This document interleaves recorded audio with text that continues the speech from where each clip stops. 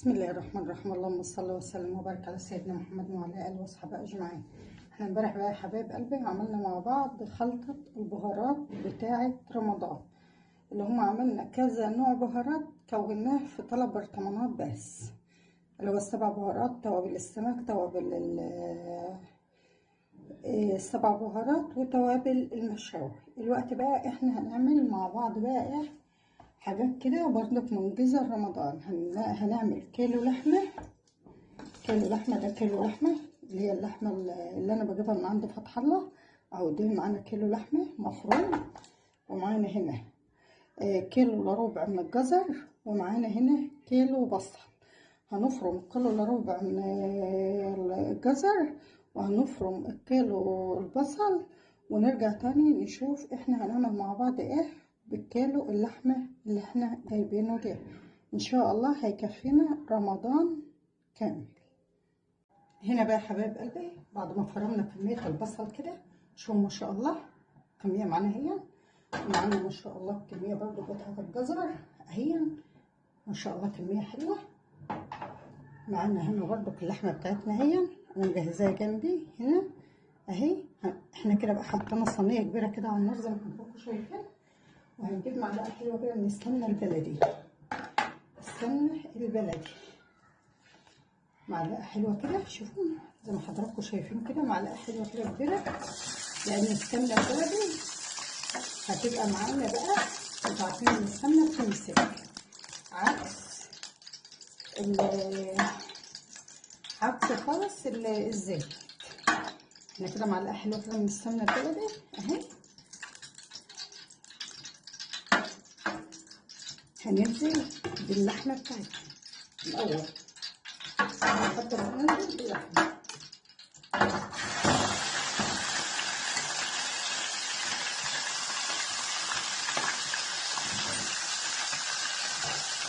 اللحمة بتاعتي أنا مطلعاها من الفريزر من بدري، لأن أنا من أول ما دخلنا عند فتح الله وأنا كنت حطاها في الفريزر. أول لما اللحمة بتاعتي أهي تنزل كده أبدأ إن أنا أقلب فيها. كل اللي أنا هحطه للحمة دي من فلفل أسمر فقط، ولا ملح ولا 7 بهارات ولا أي حاجة. أبدأ كده حلوين كده من الفلفل الأسمر بس، هو ده كل اللي أنا هحطه ليها في البداية كده. كل ما هتيجي تطلعها الوجبة عشان نجددها ونديلها النكهة من جديد، هنزود لها بقى 7 بهارات. هنديلها توابل اللحمة، وهننزل عليها بشوية من الفلفل الأخضر على شطة كده، بحيث إن تفضل نكهة الفلفل محتفظة. بس أنا دلوقتي بس بعرفكم إن أنا لما باجي أعين وعصر لحمة بيبقى بصل وجزر واللحمة فقط لا غير. أول لما اللحمة تبدأ تغلي لونها بنزل عليها بالبصل بتاعنا والجزر، بسيبه لآخر حاجة. المادة الحافظة اللي هحطها هنا بقى يا حبايب قلبي هي معلقة سكر، معلقة صغيرة كده من السكر هي اللي هنزل بيها مع الفلفل الأسمر أهو. معلقة من السكر. وقلت لكم الملح احنا هنتحكم فيه مع التوابل مع الحاجات دي، بس مش الوقت اهو. حطينا معلقة صغيرة من الملح. انت بقى هتظبطيها الوقت اللي هتيجي، ما تحطيش توابل اكتر من الفلفل الاسمر ومعلقه سكر وشويه الملح. اكتر من كده بلاش تحط بالله عليك للحمه حاجه، عشان ان احنا ما نفقدش كل المكونات اللي احنا عاملينها هنا. اول لما اللحمه بتبدا لونها يتغير معانا بالمنظر الجميل اللي احنا شايفينه ده، هننزل بالبصل اهو. البصل بتاعنا تنزل كله كده اهو.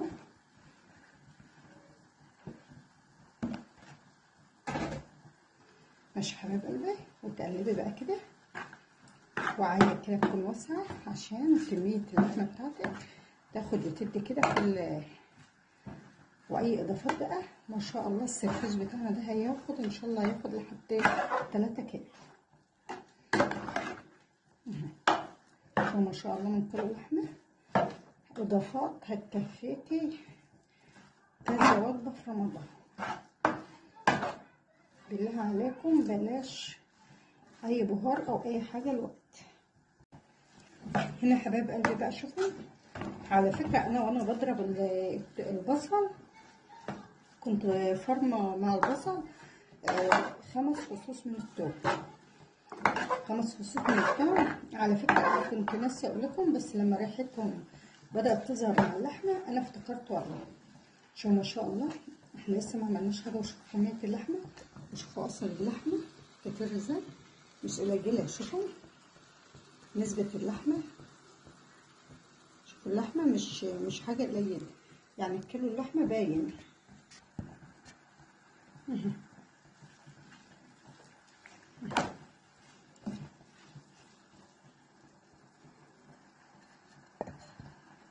كده حبايب قلبي اسيبها تاخد وتدي كده بقى شويه قبل ما احط الجزر. هنا بقى بعد ما اللحمه بتاعتنا بدات ان هي ايه البصله تتدبل خالص كده، هننزل هنا بالجزر بتاعنا. نجيب اللونين هتشموا ريحه الثوم مع الفلفل الاسمر مع البصل، ما اقولكوش. ولسه ما حطيناش اي توابل للحمه بتاعتنا. مع السمنه البلدي بقى ما اقولكوش. وانا بقى بعمل حته كيكايه كده نتعشى بقى، لان والله ما عندناش عيش، فانا قلت اعمل لولادي كيكايه كده ايه ان هم يتعشوا بيها مع شاي، مع شاي بس مش شرط شاي بحليب. قلت لهم يلا بقى الحاجات السريعه دي اسيب بقى. شو ما شاء الله ما شاء الله على شكل الخلطه الجميله بتاعتنا دي. على قد ما انا قادره والله بعمل لكم حاجات كده زي يعني ان انا ايه ابقى معاكم في القناه على كل حاجه اهوت يا حبايب قلبي. بس يا رب الفيديوهات بتاعتي تعجبكم. خزنا مع بعض البطاطس، وعملنا مع بعض البهارات، عملنا مع بعض اهوت العصاج. والعصاج ده اهم حاجه في رمضان، بنعمل منه مكرونه، بنعمل منه الرقاق، بنعمل منه السمبوكسه، نعمل منه حاجات كتير. ممكن تعمليه تاخدي منه كده معلقتين كده على مكرونه حمراء، يعني ايه منجز ما شاء الله عليه اهو. اسيبه بقى ياخد يد كده مع بعضه واشوف صينيه الكيك. واو شوفوا صينيه الكيك ده، الكيك اليومي اللي احنا بناكله. شوفوا ما شاء الله، شوفوا صينيه كيكه ما شاء الله من الصغيره، ده صينيه عائليه خالص. شوفوا ما شاء الله عليها، هشه وجميله، نار هي نار.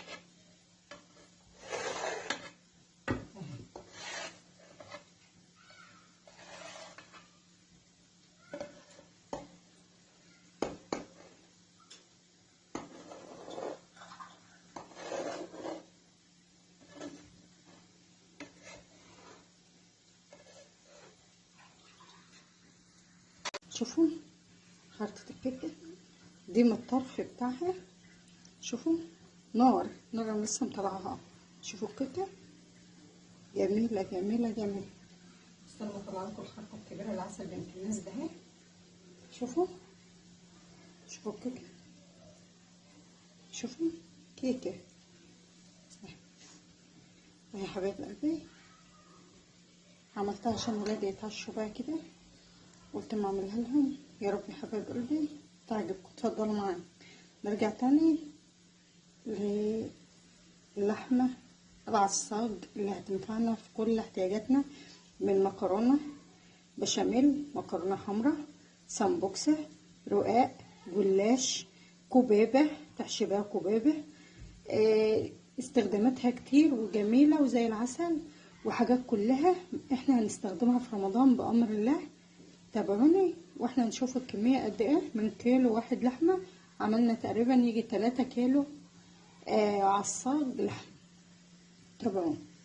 تاني حاجة معانا بقى يا حبايب قلبي، وهي نص كيلو من اللحمة المفرومة. ده نص كيلو اهو من اللحمة المفرومة. معانا هنا بصلتين، 2 بصل اهو. معانا هنا قرن من الشطة الحراق. معانا هنا طماطميتين رفيعين خالص كده او طماطمية كبيرة. معانا هنا كام فص من الثوم، وهنروح بقى ومعانا هنا فول صويا، وممكن تستبدلوه بالبرغل. الفول الصويا او البرغل الاتنين كويسين. نشوف هنعمل ايه ونرجع لكم تاني. هنا بقى احنا معانا الكبة بتاعتنا، هنحط فيها البصلة نفرمها فرم ناعم، فرم ناعم خالص على قد ما احنا قادرين. بعد ما فرمت البصل كده فرم ناعم مع الثوم، هنزل عليه بشوية شوية كده من الفول الصويا.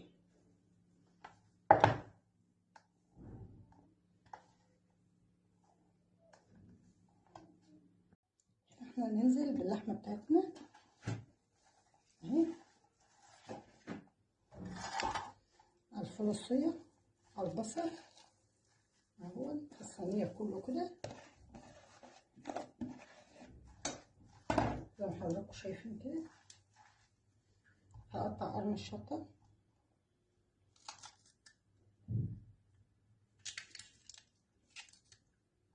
هقطع الطماطمية،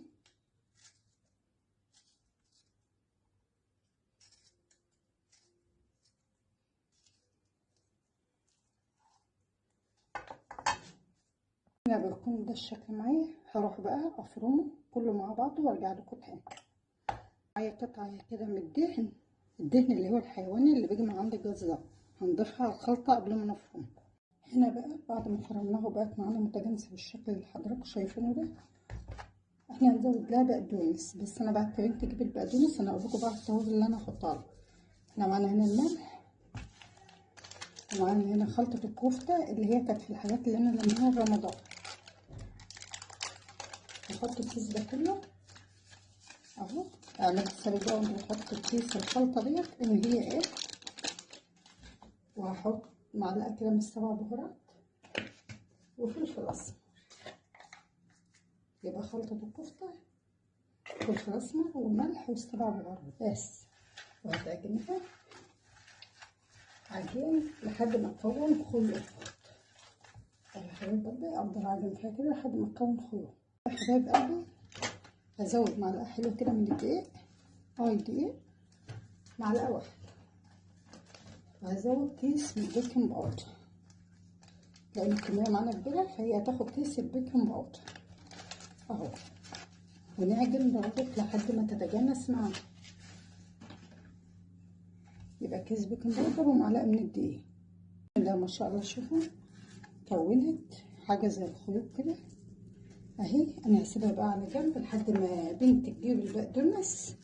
هحط لها بس شوية من البقدونس كده بحيث اما اجي اصبعها يبقى فيها البقدونس او اي نوع خضرة. ما شاء الله شوفوا الكمية اللي هي طلعتها معانا دي من نص كيلو لحمة مفروم. نص كيلو لحمة مفروم. انا هوريكم على الميزان هتدي قد ايه كفتة، ومش هقول لكم على الريحة، ريحتها خطيرة خطيرة خطيرة بسبب كيس خلطة الكفتة اللي احنا حطيناه والفلفل والحاجات اللي احنا حطيناها دي. مش هقول لكم بقى جميلة جميلة جميلة. نشوف بقى احنا هنعمل ايه في اللحمة اللي على الصاج بتاعنا وهنخزنه ازاي، لان هو تقريبا انا مطفيه عليه من قبل ما اشتغل في الكفتة.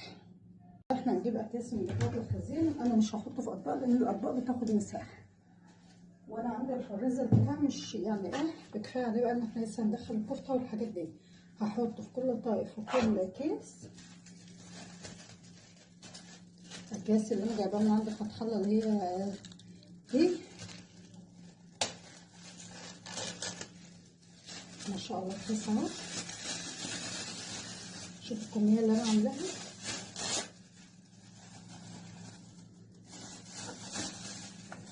زي ما قلت لحضراتكم انا ما بضيفش الفلفل ولا اي بهار الا وانا بستخدمها للوصفه.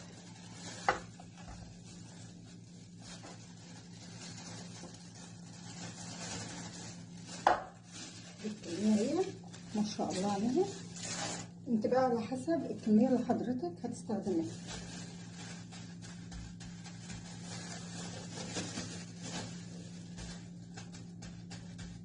خلاص بقى كيسها في الاكياس كده وارجع لحضراتكم اوريكم هي هتيجي كام قد ايه.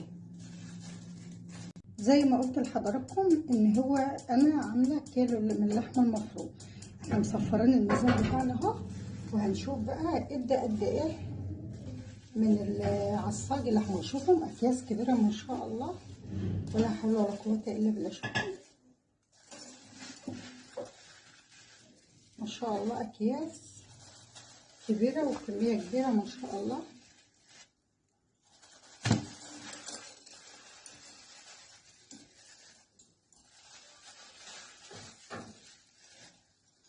ادى 2 كيلو و400 457 447 409 يعني ايه. ادى 2 كيلو ونص لحمه، 2 كيلو ونص لحمه بسم الله ما شاء الله، يعني الضعف ونص اهو. شوف ما شاء الله ادى الكميه دي من العصاج ما شاء الله. هو يا رب يا حبايب قلبي الفيديو يعجبكم، واستنوني بقى عشان نكمل مع بعض الكفته، نشوف احنا هنعمل ايه لسه في الكفته بتاعتنا.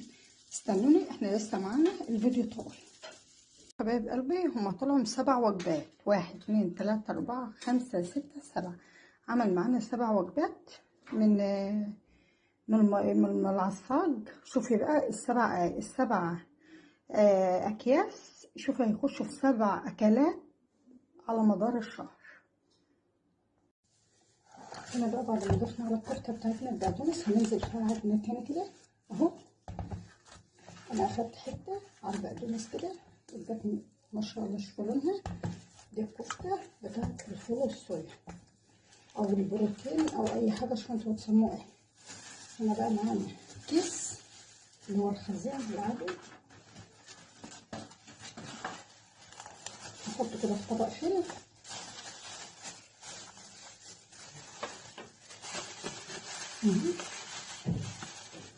وهتصبعي بقى على قد عدد أسرتك، كل واحد صباعين.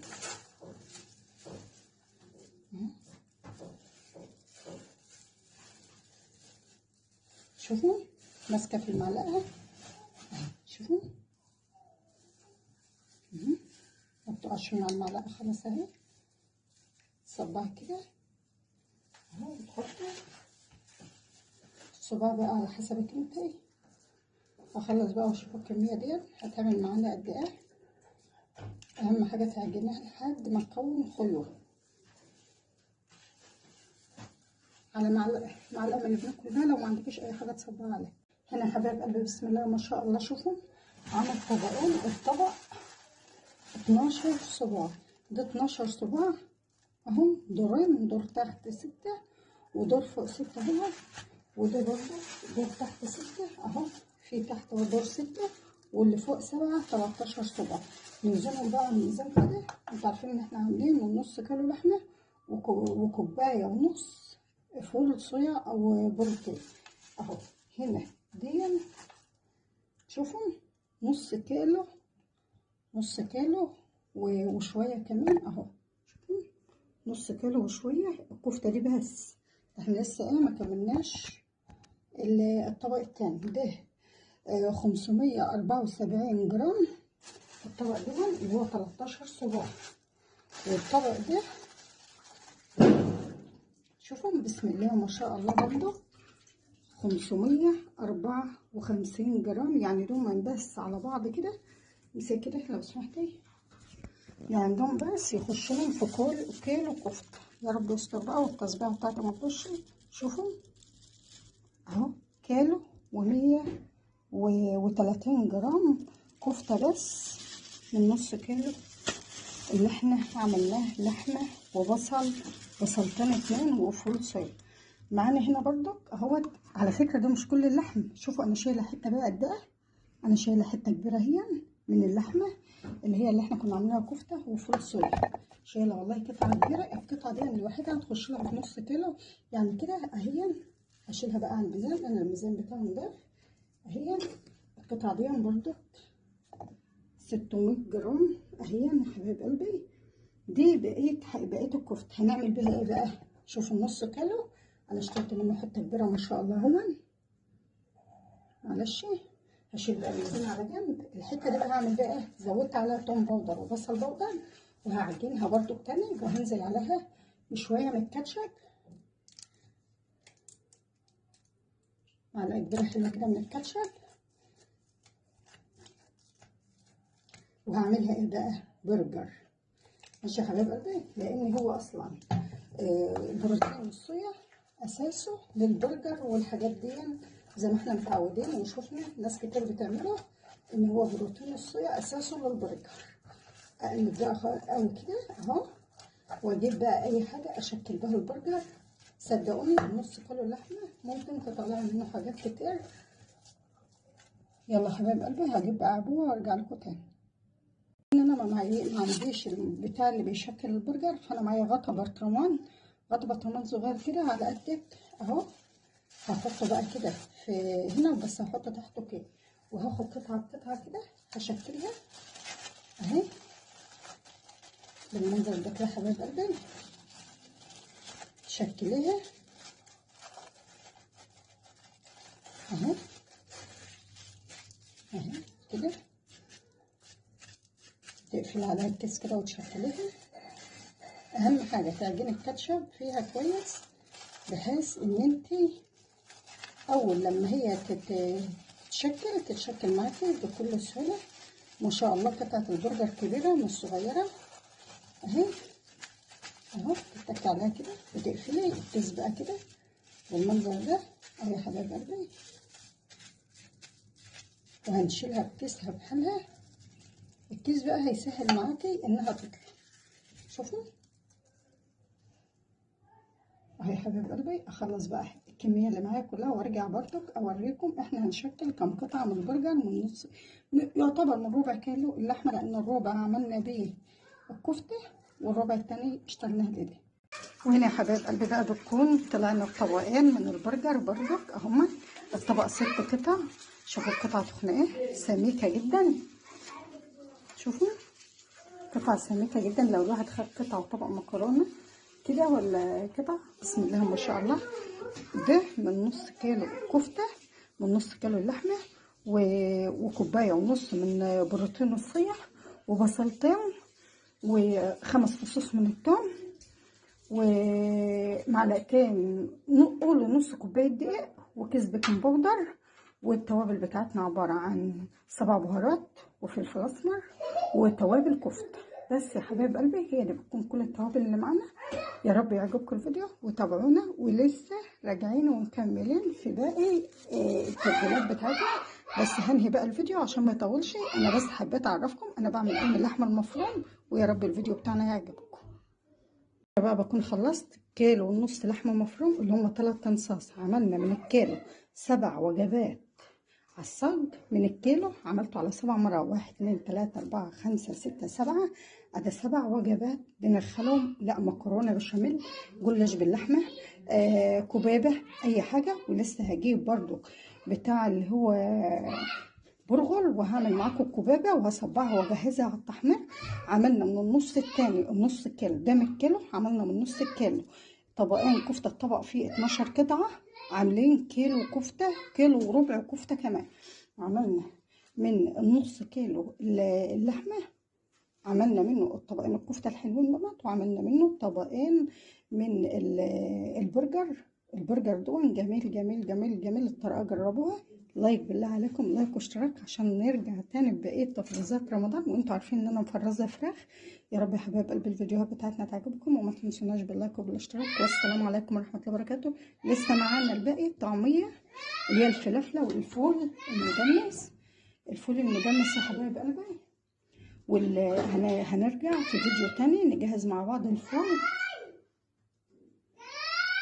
مع السلامة. السلام عليكم ورحمة الله وبركاته. لايك لايك لايك. والسلام عليكم ورحمة الله وبركاته.